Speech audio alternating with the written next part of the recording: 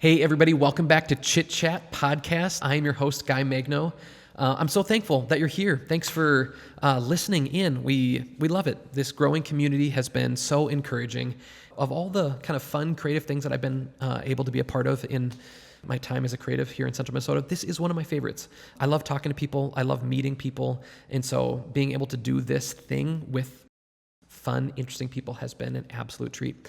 And today's podcast that I just got done recording was no different. I just got done talking to my friend Bridget. I've known Bridget for a long time. She's a creative in Central Minnesota, and I knew her from the ad world years ago. And then 5 years ago, she started her own business called Green Line Marketing.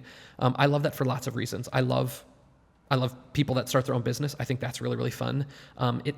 It's hard. It's not an easy thing to do, and you got to take some risks. So I think I gravitate towards people that do that kind of thing. I think that's cool. And then she does a really good job at what she does. Our businesses are complementary to each other in a couple of ways, and the stuff that Bridget does, we don't do. And so it's fun. Bridget and I have got to work on a bunch of projects together, and so getting to see her good work for clients is an absolute blast. And so I've seen it firsthand, and she's just a lovely person to chat with. We talked about St. Cloud and marketing and all kinds of fun stuff. So I hope you have as much fun listening to this one as I did having it. Have a great day. Thanks for listening, everybody. Bridget, thanks for joining us on the podcast. We really, really appreciate it. No, I'm so glad to be here. Yeah. Long-time listener, first-time guest. Wow, good. Yeah. Bridget, would you just tell us a little bit about you? Who are you? What do you do for work? How long have you been in the St. Cloud area? Help us just get to know you a little bit. Sure. My name is Bridget Deutz. People always ask how to say my last name. Right. It's There's very some vowels in there. Yeah, You don't exactly yeah. know which one goes where. And people mix up the U and the E, and then it gets all creative. But yeah, Bridget Deutz. I am originally from Southwest Minnesota. I grew up in Marshall. I came to St. Cloud. Go Stallions?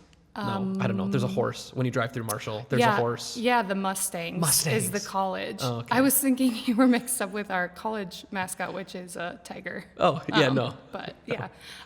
So I came to the St. Cloud area by way of St. Ben's. My 4 older siblings went there, which was my original intent to not go there. Because I was like, I'm not doing what they're doing. I'm my own person. Yeah. Definitely bottom of the list. And then I toured it after many, many other schools, and my mom's like, I think you should just look, as a prospective student, not as someone's younger sister. And I went, and I was just so upset because I loved it. The wisdom of moms. I know, it can't be beat. No. So I went to St. Ben's, and I graduated just a semester early, so I kind of had the best of both worlds. I started working in marketing while my friends were finishing school, and I kind of got to go hang out with them. And was your degree in marketing? Communication. Okay. So at the time, St. Ben St. John's didn't have a marketing major, and I loved my comm classes. Yeah. I started out as a musical theater major. I went to music education. It was a journey to find communication, but one that was meant to be for sure. So I was a music major in college, and this was a very common thing that music majors would leave the program in large part because just the amount of time that is unaccredited for all of your practicing and stuff that just the massive time commitment, and they would all go to communication. Oh, and so I mean, amongst snooty music majors, there was this kind of vibe. She's going to comm. Yeah, Jordan going to comm. He's not listening, but that's a real one. Anyway, okay.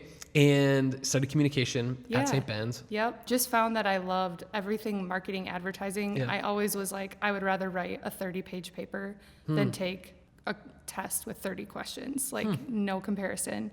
So I started out, I graduated December of 2012. And at that time, which I always feel like this just dates me instantly, a lot of businesses were like, we should be on Facebook. This is a thing. We could have our own page. So I was a social media marketing coordinator for about a year and a half out of college. And everything that came with that was, blogging, what's on the website. I got to do some billboard design. So that job was really a good step into marketing as a whole. Yeah. And in-house marketing. So I did that for about a year and a half, and then I actually moved back to Marshall. Really? I found a job there with a healthcare revenue cycle company. And if that sounds like a bore, it's because it was. They built software, basically how insurance companies get things from the hospital. Okay. They built the software. It actually wasn't a tough job. There wasn't a lot for me to do, and it was a very hard industry for me to be in because there's not a lot of creativity in such a heavily regulated industry. Yeah. So I actually moved back to Marshall for about 4 months. And then Hey, I moved Ma. right on back. Yeah. Right back. Started working at an agency here in town. I was there for 5 years. And then just over 5 years ago, I started Green Line Marketing. 5 has gone so fast. Yeah, it came and went. And we were incredibly quiet about our 5-year anniversary, partly because it fell the day after I got my hip replaced this spring. Yeah. So I was like, maybe we'll celebrate 6 instead. Yeah. So I mean, maybe you could do like for the 6th, if you like do a little party or something, it could be like hip themed or something. yeah, hip hip hooray. Yeah. I got a lot of those cards Okay. from loved ones. That's good. This past spring. But yeah, so I started Green Line Marketing. You know, I had great experiences and mentors in jobs that I had, and the agency that I was at was growing, which is great. But I was kind of in this position where it's like, do I work in the business? Do I work on the business? I had been fortunate enough to kind of do some of both and didn't really want to pick one or the other. I also had a hard time being in positions where I was like growing and helping others do the work without doing the work myself. Because I was like, but if I'm not doing it, I don't know, and I don't know what's changing. So in the back of my mind, I think I was always like, but what if I do my own thing? And it afforded me the opportunity. You know, I go and work for Marshall. I have 5 siblings and 18 nieces and nephews that are my world. And so anytime there's a hockey tournament or dance recital, a play, a birthday party, I'm like, okay, I will work from Marshall for a couple days, maybe the lake a couple days, and you know, have laptop, will work from where laptop is. Earlier this spring, I think you and I had a meeting while you were in Florida. Yes, I was. Yeah, I for got like to. weeks. Yeah, I was in Florida for 3 weeks this year, tagged along with my parents in February, and yeah, that's the beauty of it. You know, awesome. sometimes it takes some planning and finagling and Zoom meetings, but I was doing it all pre-COVID, so I think all the COVID upturning of that wasn't that stressful to me. So, yeah. You were able to pivot well with that. Yeah. Cool. And so the name of your business is Green Line. Yes. Tell me about Green Line. Why Green Line? What does it mean? I knew right away when I started a business, I didn't want it to be part of my name. I didn't want it to be Bridget or Deutz, because at that time I thought, well, someday I would like people to work with me, and I don't know if and how they'll want to work for a company that's someone else's name. Sure. So I spent a lot of time with a thesaurus and was just trying to think of, you know, like what's a word that resonates with me, or like something that has a deeper meaning. And it was talking with my parents one day, and I was kind of explaining like, well, I want people to like buy into a name, but I want it to be creative. And my parents, this is a larger backstory. I feel like this is a long story, longer situation, but my parents met because my mom's dad sold John Deere tractors, and my dad's dad was a farmer. And that's how my grandparents met long before my parents met. But my parents at their wedding rode away in a brand new John Deere manure spreader. Great. Brand new is always the key part of my mom telling that story. It was new. But on the side, they had a huge banner that said, "Long green lines getting longer." And the green lines was, you know, symbolic of rows in a field, things that grow and prosper and take time and care and attention, but also like farming families, because both my parents came from that background. And so to me, it resonated because I also grew up on a farm, and it gave me the work ethic. It gave me you're not done till the job is well done. You know, you have to ask for help. You have to maybe not wait for the right conditions, but you still have to do the work. And I love the color green. So yeah, Green Line Marketing is kind of where it came from. You have green on today. Yeah, I feel like when I see you often have green on. I do, partly because of the business, if I'm doing something work related, but honestly, most of my closet is like green, gray, black, navy, but lots of green. Nice. Yeah. I think that's it's a super fun origin story. Thanks. And how fun that, I mean, you didn't follow in your family's farming tradition. True. But you did follow in the tradition of like making something of yourself and working hard. And I mean, that's really the family business. Yeah. And so it's really, really fun to tie yourself into that. Yeah, thanks. Were your parents honored by that? Was that a fun thing for them? Yeah, I think so, especially once I had like a website and business cards. And there's a page on the website that kind of tells the story, because a lot of times people who meet me or who hear about Greenline are like, what's with the name? And it's not always like a quick, succinct story to tell. But yeah, once it was like real, I think, they were very touched. And there's a bunch of like old pictures of my grandpa's farming with tractors and like my family in a rock picking trailer on the website. So yeah. Cool. Is there a picture from your parents' wedding of the? Oh yes. With it, and it says Greenline? Yep. Yeah. Was I it think it's on our hand painted? Instagram, Is it too. printed? What's the? It honestly, I should ask my parents, but it looks like just like butcher paper with like either paint or marker. Yeah. Like someone wrote it Cool. as nicely as they could. Yeah. It's great. Yeah. That's really fun. Yeah. And okay, so you're 5 years in. What's one of your favorite things about running a business? I think the flexibility, really. There's days when, because of whatever reason, I have a headache, or I was out with friends, or I'm not feeling good, or, those are all like personal ailments, I guess. But for whatever reason, like I can't sit down and start working until 10:30. Like no one's slapping my wrist. Right. Maybe unless I miss a meeting, but that would never happen. And there's days where it's like I'm up and working at 7:15, and so then by 3:00 I'm like, I'm done with today's list and I can just take a step back. Yeah. Or I can say yes when friends and family have emergencies, when they have needs, when they are passing through town and want to grab lunch. I just think it's helped me focus on the hours outside of work, because that was the other thing, is I didn't want to spend my life feeling like the hours at work were the most important hours, because it's the hours outside of work. I wanted to work to live, not live to work. And it's let me do that. That's neat. What has been the hardest thing about the last 5 years?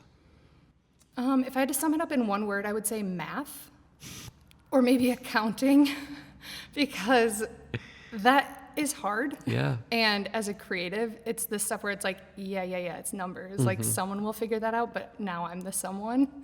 So just like, tax, insurance, benefits, any of that like office-y admin logistics, I'm always like, okay, I'll just have to set aside a day, and that's the day I work on that stuff. But, I have a great accountant that I work with, and a great financial advisor, and my mom went to school for accounting, and my parents farm as a business. So even though they're very different businesses, it's kind of nice to be like, okay, well, how would you do this? So it's usually that stuff. But really, even now, 5 years in, it's less stressful. I think I learned early on that I don't need to just like figure it out on my own. I can ask either a professional or someone else who's been there, done that.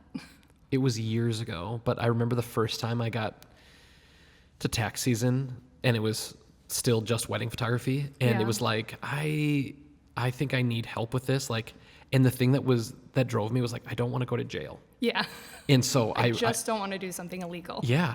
And I went to, I mean, it even felt foreign. Like, is the business big enough? Am I old enough to go to an account? It felt so weird and kind of foreign. And I sat down at this desk and I was like, here's the deal. I don't really care what you do. I just really don't want to go to jail. Yeah. And so could you just make sure? Can we agree on that? Yeah. That won't happen. And they gave me their word. They're like, we can keep you out of jail. And I was like, all right, then you are hired. Yeah. So I still, also when I started, I didn't start a business where it was like, okay, I need investors or I need a board of directors. Sure. It was like, I know marketing and I'll do marketing. Yeah. And so I also was very unwilling to spend money on things I didn't need to. Good for you. So I didn't do any like QuickBooks or anything like that. And I still keep my ledger in Google Sheets. What comes in, what comes out. And every year my accountant's like, we're still doing it this way? Okay. And I'm like, it works. It's color-coded. I get it. It's quick. So sometimes those things stick, and sometimes I need to spend money. My colleague, Emily, who works with me now, is always good at being like, we can do it that way. Otherwise, it might be worth the investment. Yeah. She kind of checks me sometimes, because that's probably coming from a German farming background, is like, do we need to spend the money? I think my bent might be the opposite of that. Okay. in the middle is probably the healthiest option, yeah. right? But my bent is like, if there's a tool that is going to make this thing better, like we're gonna figure that thing out. And so I'm positive over the years I have purchased or bought more tools or things than probably were needed. But maybe we should both learn from this. And there's probably there's maybe a middle that's healthy. You do more free trials. I will embark on paying for more deal. For more tools and software after the trial ends. That's good. Okay, so you're 5 years in. What has been surprising? What's caught you off guard about the last 5 years? Yeah, I always tell the story, like when I first started, I was like, okay, I kind of have to get in this mode of like not really talking about clients or like prospective clients, like, because I'm a talker and I was involved and still am in AdFed, like the marketing circle. I had friends who worked at other agencies who were contractors, and I was like, this has got to be a little private, like it's going to be competitive, things might.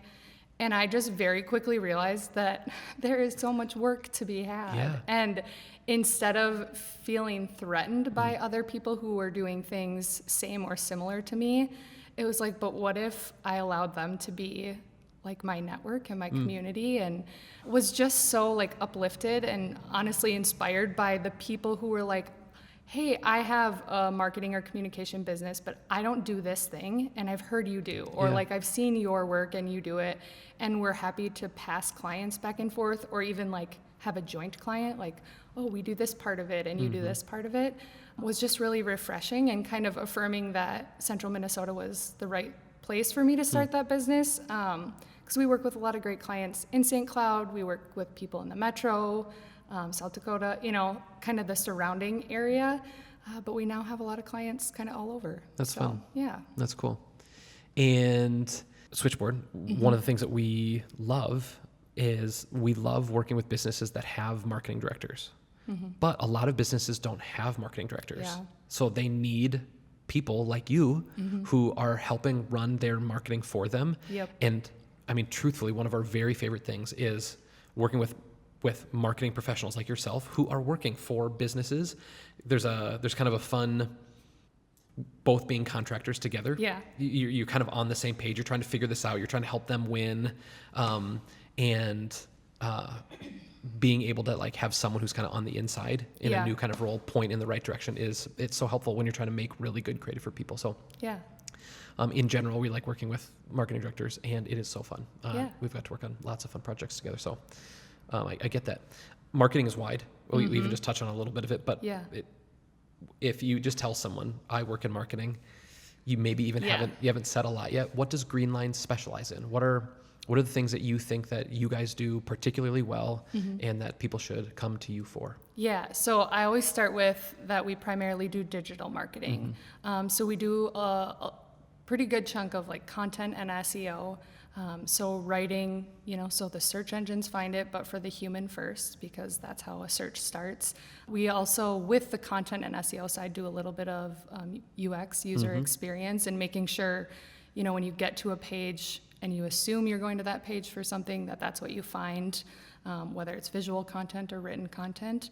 And then a big part of our business is really marketing automation. So we do a lot of back-end content writing and building, strategic planning, so that, when you get an email, it's the right content, it has the right information, the right buttons, the right links, and you're not getting it too early or too late. So we use a software called HubSpot, which some marketing people will be like, oh, I know HubSpot. And some will be like, oh, HubSpot. It seems to be a great divide. And some people are like, oh, HubSpot. Yeah. Yeah. So I've been working with HubSpot now for over 10 years. So people at HubSpot would say, oh, so you've drank the orange Kool-Aid. Yeah. But we do a lot of work with that, and some on behalf of other agencies, some on behalf of companies who are using it. Yeah. So just really knowing the software and how to make it work efficiently and so that you're using it to the full extent of what you're paying for it. Yeah. So, yeah. I think one of the remarkable things about HubSpot is like, even if you just kind of scratch the surface on it, there's some value there. Like, even if you're a really light user of the software, of the platform, there's some Yeah. There's some good ROI on it. Yep. But it is so deep. Yes. The amount of things, every once in a while I hear things like, wait, you did what in that? You know, like Yeah. how deep that rabbit hole goes. And if you're willing to jump in and learn it or bring someone in, you can really do some really remarkable things with it. Yeah, and I think that's why I've enjoyed using it, is because they're always making improvements, but there's always more to learn. Yeah. And I think that's what I'm drawn to about marketing in particular. We don't necessarily work with specific niche or specific industry, so we could be writing about, you know, THC CBD seltzers for a beverage distributor one day, and then we would need to flip to like a healthcare lens, you know. So I'm constantly learning to try to become an expert to help my clients,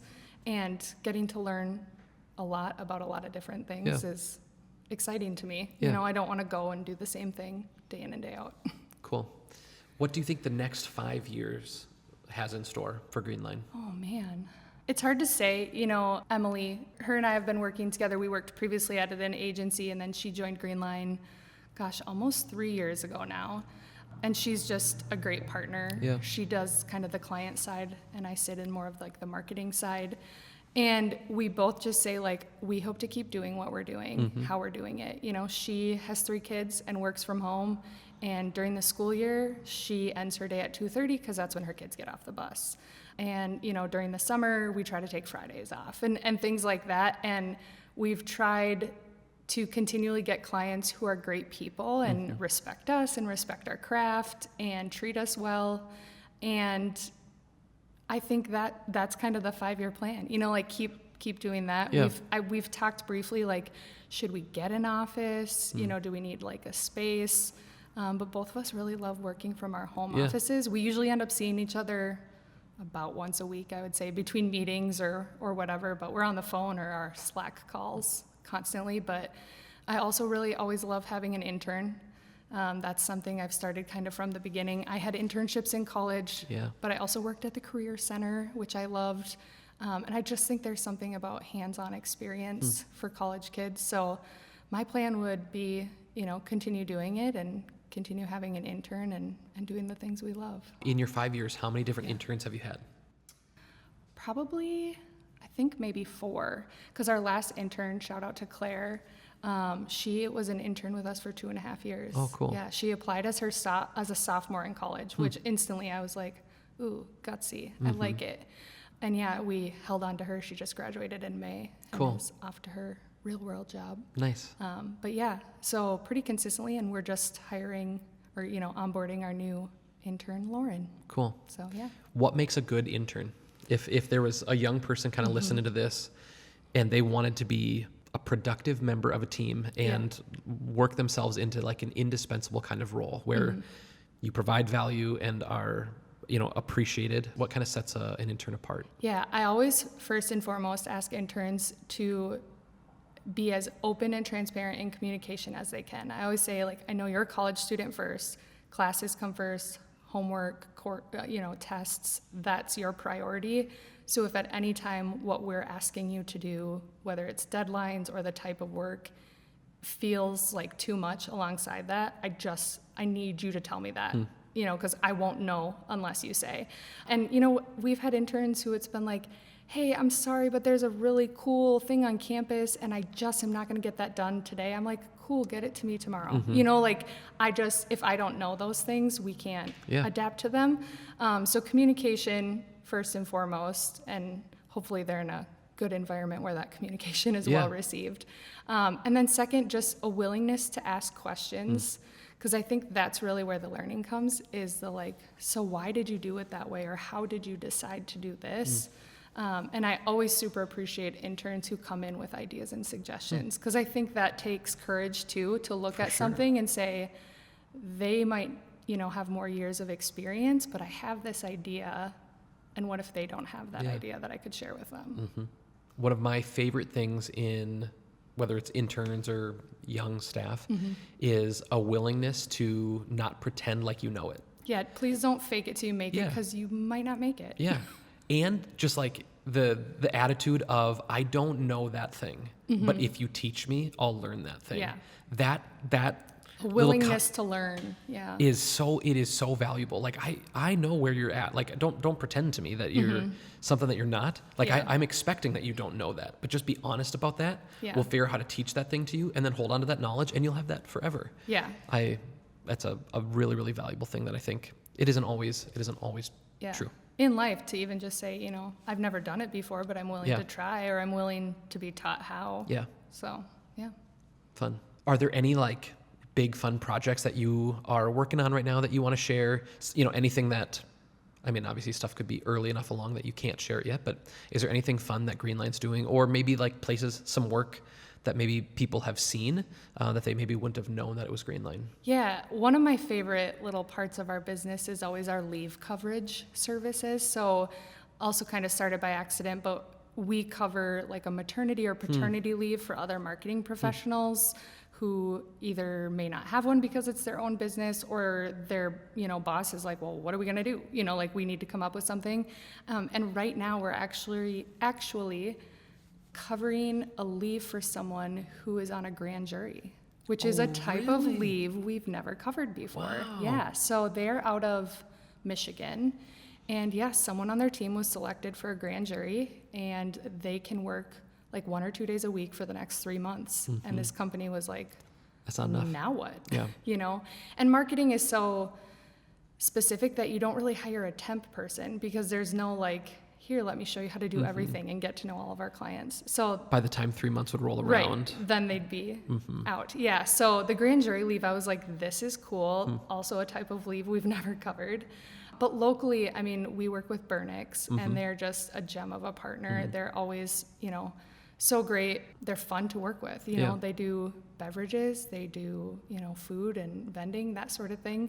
And St. Cloud Shines is always just a client that we love and say it doesn't feel like work, because it feels like, an initiative that we really are behind too. Maybe for those that are listening that don't know, maybe tell us a little bit more about St. Cloud Shines and what you love so much about it. Yeah, so St. Cloud Shines was started in 2018, 2019. Shout out to Lacey Shermers and Katie Vernig. What up, Katie? Yeah, if you haven't listened to Katie's podcast episode Right. yet, check that out. So they started St. Cloud Shines kind of with, the thought that we need more positive talk and a positive lens about the central Minnesota area. And as someone who's not from here, but has, made my home and built my business and met some of my best friends, I've met my fiance here now, that I also was like, yeah, why are people always talking about the bad things? Yeah. And it's, it's what you hear all the time. If someone's upset or doesn't like something, they're going to say it more and louder than the things they love. And so I just really clung to the idea of putting intentional effort behind a positive message. I knew Lacey and Katie, through AdFed and other, personal marketing circles. And I knew with those two behind it, it had, kind of the right foundation, and it wasn't something that was going to come and go. And so I was at all those community meetings and was like, I'm behind you, I want to help. Loved seeing the posts. Savannah took great photos. And then in 2020, Katie came to me and said, I got selected to be part of this novel writing course, and I need someone to take over. And I was just really both thrilled and honored that they thought of me to kind of take on this mission of finding the stories and the people and the organizations to write about and share. And I was also fortunate to come in at a time that they had kind of been doing what they were doing for a few years and had wanted someone to say like, okay, but now what? So where does it go from here? So I really got to kind of flex my marketing strategy muscles and say, here's how we take it from just a social media thing to, really a marketing platform and a message. And I think because I live here, it's such a joy to find and talk to the people and hear about the places and organizations that are really working so hard to make our communities great. And I know Katie said in her podcast too, like every community has their own chamber, their own city office, their own mayor, but to get to say to all of them collectively, like how can we do this together, I think is really cool. Yeah. At the beginning of August, Switchboard will turn 9, and in those 9 years, we've shot more videos than I could care to count. Yeah. And for sure, one of the very favorite videos that we have ever had a chance to be a part of was a St. Cloud Shines video. Yeah. Drive through Central Minnesota. Yeah. It was not only was like the video, like it turned out really nice, but it was so fun to do. Yeah. Like it just was such a fun couple of days, and it was really, really special to do that one with you. Well, yeah, we loved it. Even, I remember the planning meeting of like, what's the driving route? Like what do we want to drive by kind of in every little community that helps show them how they shine. Yeah. So super, super fun. Yeah. Well, very cool. Keep up the good work on St. Cloud Shines. And I mean, truthfully, the podcast, this is just like a little piece of that same kind of thing. We think that St. Cloud's awesome. Yeah. And Central Minnesota has so much that's really cool about our people and what's happening here. And we just want to be one of the many voices kind of pointing in the direction saying like, hey, we're doing some really, really, really fun things here. And so thanks for what you do. Thanks for what you do there at St. Cloud Shines and for even coming on the podcast. It's really, really sweet. I mean, you have kind of a fun look at St. Cloud just from your seat of, with St. Cloud Shines, you're always looking for cool and neat things that are happening. Would you give me just like maybe a top 3? What are 3 of your very favorite things about Central Minnesota? It could be a place, it could be people or a thing or something, but what do you love about this community? I also think it's fun to ask you because you're, new-ish. You're not born and raised here, and so you kind of have a little bit of an outsider's perspective. Granted, you've been here for a while now, but I think first I would say that of this big Central Minnesota community, there is kind of a uniqueness to each individual community. I live in Sartell, and I always tell people I think I gravitated towards Sartell because it reminded me of Marshall. It was small. There was always families and people out jogging or walking their dog. The schools, are a big part of the community. There's kind of that one main road, Pinecone. Yeah. And it just felt like it was like very easy for me to be like, this is where I want to live. But coming from St. Joe, because I went to St. Ben's, and St. Joe has evolved so much. I love everything they're doing there. That also has kind of a different feel versus like Sauk Rapids. Yeah. And so I love, talking with friends or family when they're here, and it's like, so what do we feel like? Where do we want to go? And I love that each community kind of has its own thing and kind of feeling. So that would be number 1. Number 2, I think, is just variety. There's so many kinds of food. There's, distilleries, breweries, cideries, there's a little bit of everything. And I think number 3 would be Target. I grew up in a town with no Targets, and I live in one now that has 2. Right. So, I've arrived. Are you equal opportunity, East Side and West Side Target, or do you normally end up at one of them? I am pretty equal opportunity. I interned with Target in college. Really? Yeah, and I was actually supposed to be at the Crossroads Target. Last minute got switched to the East Side Target, which as a St. Joe college student, the East Side Target, I was like, that's a year and a half away. So far away. And truth be told, I didn't even fully know that there was a second Target in the area. Yeah. I knew, like, I always joke that a lot of people who go to St. Ben's, like, St. Cloud only exists up until like Target and Barnes and Noble, and then the rest is like somewhere beyond. Foley. The rest is Foley. Yeah, like I don't know what's there, but this is St. Cloud. So, I joke about Target. There's, I love all the local businesses and the shops and things here, but I always tease people like, I grew up with no Targets, and now I can get to 2 in the same amount of time. I love it. That's cool. I think this upcoming election cycle is really, really interesting locally. We're going to have a new mayor. Yeah. And as a small business owner in Central Minnesota, what do you hope, whoever our new mayor is, what do you hope that they care about, or like what do you think as a small business owner, what's important for our community, what's coming? Yeah, that feels like a loaded question. It's not meant to be. Yeah, I promise it's not. Well, I assumed you had good intention. But also, who are you voting for? Yeah, but like, no one come after me for this, okay? I think the voice of small business owner is important. Yeah. And well, and really there are so many in this area. I Yeah. think, especially me just name dropping large corporations like Target, there really are. And especially as a small business owner, I think you start to really become aware of where your dollars are going and how they're spent, and likewise how your government is spending and advising those dollars as well. I think my biggest hope is that whoever comes in sees this as an opportunity to not say, well, we've always done it this way. Yeah. Because I think that's something I try to stay away from, is like, well, this is how we do it, and this is how it's been done.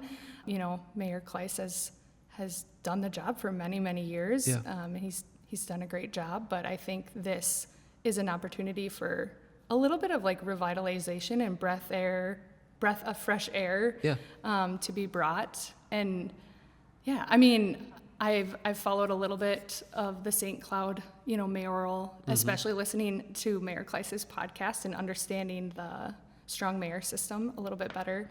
But also knowing that I'm not a St. Cloud resident, so I don't get a vote. Yeah. Which is also difficult, because that's not to say, well, I'm just going to stay out of it because I don't get to vote. But like, what can I do as a neighboring resident to talk to people who do have a vote?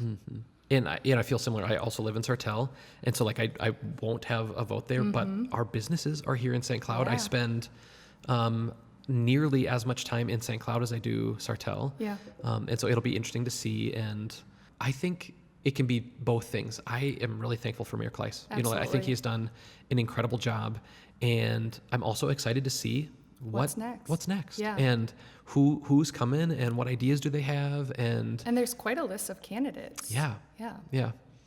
Which is also nice to see that it's not just like one person that's like, fine, I'll do it. Yeah. Yep. Because I don't want to do it, but I'm glad there's people who are willing to. Agreed. Yeah, I think it's gonna be an interesting, handful of months here leading up to it, and it'll be fun to see, and hopefully, I'm guessing, I believe in St. Cloud enough that I don't think we're gonna end up with a mayor that doesn't really truly love this community and care first and foremost about seeing our great city do really, really well. So it'll be fun, interesting to watch, and then just figure out like what their kind of bent is and what they're excited about, and how do you get behind that and help push, and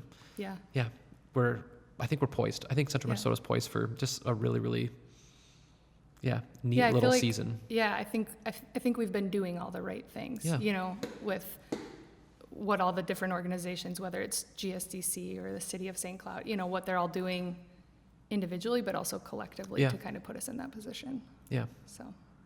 Sweet. I never thought we would talk politics. It's not really politics. I mean, that's... yeah, that's true. That's true. It's just our community. And, yeah.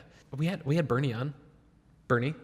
And, yes. I forget whose plug it was. It could have been hers or mine, but just vote, and whoever you vote for, just getting involved in your community. Like, voting is a really great way to do it. And you kind of also, if you're going to vote, you kind of need to learn. And so I think it's a neat way for people to like get plugged in and committed to their community and understanding it. And sweet. So I'm still new-ish to this. That's and okay. so like, here's what I'm listening to podcasts, and I hear people like flawlessly transition between things. I'm like, wow, you both stayed involved in that conversation there, and also you like figured out like how to get to the next spot, or they're doing this exact thing and we're just never seeing it, right? And I don't and know we what just it is. feel like it's really smooth. I feel good about like marketing and businessy things. Unless, can you think of something there inside of like marketing that we could touch that would be? No, I thought you were going to ask me for like a segue. I was going to say we could, if you were looking for like a segue back to, I was just going to recommend AdFed, that I would talk about that. That would be awesome. Yeah. Cool. Okay. See, this is helpful. This is good. Really, really good. Because I always joke like I'm not a big like political person. I am, but not necessarily outspoken. Yeah. And then who is? Someone was like, "Aren't you a governor of something?" I was like, "Okay, that's a title." Mm-hmm. I mean, I might use that. Okay. I might actually use that. Okay, well, speaking of politics, which we didn't actually really do, you are the governor of our local AdFed chapter. Yes. Region? District. Yes. Just semantics, really. Yeah. Help. What is AdFed? Yeah. And what do we do there? Yeah. So AdFed is the American Advertising Federation. And I actually, as of July 1, just concluded my term as a District 8 governor. So The American Advertising Federation is the largest organization of marketing, advertising, communication professionals in the US. And they split the organization up into 15 different districts. And District 8 is Minnesota, Wisconsin, and North and South Dakota. So there's different local clubs, which we are part of, the Central Minnesota Local Club. And how many clubs are in an average district? Gosh, I don't know if there's really an average district, because like Texas is basically its own district because they're so big. In our district, there's 10 clubs. Okay. I mean, some have like 35 and some have 5. Okay. So it's very different depending on the landscape and area. But yeah, I got involved in AdFed. Shortly after I moved back to St. Cloud, I had a few coworkers who had become friends who were involved, and I was like, what's this cool extracurricular thing you guys are doing that's still marketing but not work? Yeah. And so I actually got involved only because they needed someone to do voiceovers at the American Advertising Awards in a British accent, and they thought of me. Is your British accent pretty good? Please don't ask me to do it on the spot. I won't. But I just like talking in accents, and I'm willing to do so. This is the music theater kid thing. Yes. Yeah. So they were like, hey, we really want to announce this stuff in an accent. Could you do it? And I was like, okay. What year was that? 2015 it would have been, I think. What was the theme that year? Ciphers and Legends, Okay. which is also, I think, where I probably first interacted with you. Yeah, I bet because that's I know right. you took photos. Yeah, and so then I kind of like tiptoed in and was like, I kind of want to do more. Yeah, and so I sat on the board and was vice president and president, and then after that was asked to consider, kind of going beyond a local club. And so the board of directors for District 8 is a 4-year term. And I was almost done with my 4th year when the incoming governor said, for personal reasons, I can't serve as governor next year. And so I said, okay, I'll just do it again. If, I was asked, I wasn't like, sorry, everyone, I'm still here. So I got to serve an extended term, but was so great. Yeah. And it's something I'll continue to be involved in. Cool. But yeah. Why do you think professional organizations like that are important? Not just in advertising, but just in general, kind of getting involved with your peers that maybe work at competitive companies and why is stuff like that important? I think building your network of supporters and people who understand or even like sort of understand what you do on a daily basis is important. I think it helps you stay sharp, learning from other people, listening to other people, having the opportunity to ask them questions. And what I really loved about AdFed was that it's students and professionals. Yeah. Since working at the Career Center, like I talked about earlier, I just have always had this passion about like helping college students or like making sure they're getting enough and access and, ability to ask questions to people who were doing the things they thought they wanted to do. So I really liked that part of it. And it just, it kept me learning. And I do think being part of AdFed was kind of what helped me take the leap of being my own boss and starting my business, because I had known other people who had done it in the group and felt like I have a group of friends who are also a network that if this doesn't go well, would be people I reach out to if I needed a job. Sure. But also would be people who would maybe say, hey, we could send this type of work to you. Yeah.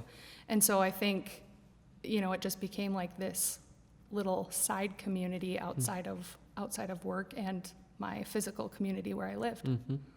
That's cool. Yeah. One of my favorite things about organizations and stuff like that is if you just stay in your own little silo and you're bidding on jobs and maybe, you're often bidding against, the same kinds of people all the time. And you can kind of forget just we're a business, they're a business. And it's just these like entities that are like vying for similar kinds of things. I think when you like work alongside people that you are potentially in a competitive kind of environment with, this sweet reminder like, oh yeah, these are just humans too. Yeah. Like these are friends, these are people that are just like me. They're trying to do something really cool with their life and they're trying to provide for their families. And there's something really, really just that reminder we're all doing the that thing. we're all just doing that thing. Yeah. And it just, that kind of like humanness that happens you end up like wanting to like, you're rooting for these Yeah. people as well. And then you realize, like you said earlier, there's so much work to go around. Yeah. And if we work together and we are friendly with each other, we can actually, I think, all do our jobs better, Yeah. which hopefully creates more work in a marketplace, not less work. Yeah. Well, and I think in those, like I said, extracurricular or like community groups, you also have the opportunity to try something. Like, well, I haven't done this type of thing. I've seen other people on my team doing it, but I wouldn't mind doing it. And so, yes, I will do it in volunteer format. Yeah. That's kind of what landed me in parts of marketing that I did. There was different nonprofits or, networking groups, things like that needed a fill in the blank person. And I was like, I could probably learn that or, try to figure that out. And it's an opportunity to raise your hand to volunteer your time, but also learn alongside peers. It's cool. Yeah. Well, sweet. Bridget, I'm so thankful. Thanks for coming on the podcast. Yeah. I appreciate it a lot. Thanks for having me. In closing, Yeah. you are a listener to the podcast, which we appreciate. We always close the podcast with an unpaid ad. Yeah. Is there someone or something or some idea that you think deserves a little shout out today? Yeah. So the first one I thought of for unpaid advertisements when I heard your podcast was the Libby app. Are you Whoa, familiar? Very familiar. Yeah, The Magno family are big Libby users. Which is tied to your local library. Yep. So unpaid advertisement for your local library. That's right. The Libby app, I was not an audiobook listener and was really trying to get through some difficult, I don't know if self-help's the right way, but like personal and professional development books that I was like, all right, I maybe just have to try listening to this instead. Yeah. And now I listen to like several books a month. Yeah. And just check out the Libby app. You can get free audiobooks from your library on your phone or whatever device. So that's my first one. My second one, and only because I got to spend some great time with my grandma. I shouldn't say only, there's many reasons, but I think an unpaid advertisement for spending quality time with your grandparents. I think about my grandparents a lot because of my business and the name, and I have pictures of both my grandpas in my office just because I'm like, I'm here because of what they did before me. But I have just one grandma left now, and my fiance Joe and I just got engaged. How many days have you been engaged? Or like how long has it been? Like a couple weeks. Right. Yeah, so it's fresh. But we went and saw my grandma and got to show her the ring, and she pulled out her wedding photo album, which was just really special for us two to sit with her and go through it and point out friends. And it's like, I hope everyone has that time and love and attention that I have been so fortunate to have with my grandparents. I think what's sweet about that is as much as you loved that time with your grandma, she probably loved that time of being willing to like share her stories and her life with someone that cares is, equally, if not more, probably special to her. Yeah. She had a telegram in there that she got the morning of the wedding. She saved the telegram. Who was the telegram from? Like someone congratulating? It was a sibling in New Mexico that couldn't come because they were in the service. And so they sent a congratulatory telegram. Wow. So, yeah, it's just very, very special. That is really, really cool. Yeah. I love it. All right. My unpaid ad. Do you run out of these? Because I've heard so many, and I can't wait to try the burger at the VFW. Yeah. 10 out of 10 would recommend. I'm a big burger gal. Yeah. Hand-pressed patty. I mean. You sold me right there. Yeah. I mean, when we first went, and I see this like imperfect burger, I was like. They did that with their hands. They did that. So there's someone in the back doing that thing, pattying. Yep. Yeah. The patty professional. Yeah. Yep. The irony of you saying that, I was gonna do another restaurant. Oh, okay. And I love, how about this? My favorite restaurants, okay? Okay. In general, the continent of Asia Okay. is, all of my favorites are on the continent of Asia. Okay. And I would take average or even below average food. Yep. From Japan, Korea, Thailand, Vietnam. I would take average or subpar those countries' food, maybe even over good versions of or good food from other places, right? And so there are a handful of really great restaurants in town. And for some reason, I was thinking about I want some ramen. I love Japanese food. Okay. I think maybe at the very top maybe this order, okay? Here it All is. right. Japanese food, number 1. Okay. Ichiban. I think that's how you say number 1 in Japanese. I trust you because it sounded Good? Japanese. Great. Yeah. Great. Good job. That was the point. Yeah. Number 2, Korean. Okay. Number 3, Vietnamese. Number 4, Thai. I think Okay. that might be my order. And so with Japanese food being my favorite, there's a ramen place in town called Ep025. Yeah. And have you been? Have you had a chance to I go? haven't, no, but Joe loves ramen. And You guys gotta every go. time we drive by, I was like, we've got to go have Yeah. that ramen. Yeah. It's really, really good. And I'm thankful that it exists here in Yeah. St. Cloud. So after you have lunch over at the VFW Yes. to get your hand-pressed patty, Yeah. you should head over to Ip025 Yeah. and the barbecue pork Okay. ramen is really, really good. So Heard it here first. yeah, and I mean the way that they do the soft-boiled egg in it, Oh, yeah. it's magic. Yeah. It's absolutely magic. Yeah. Well, sweet. Good. Bridget, thank you for coming. Yeah. I loved chatting about marketing and all things St. Cloud. Yeah. It's fun to know you, fun to see your good work, and it's a blast working on projects with you. Thanks for Thank coming on. you. We really, really appreciate it. Thanks. I had a great time. Sweet.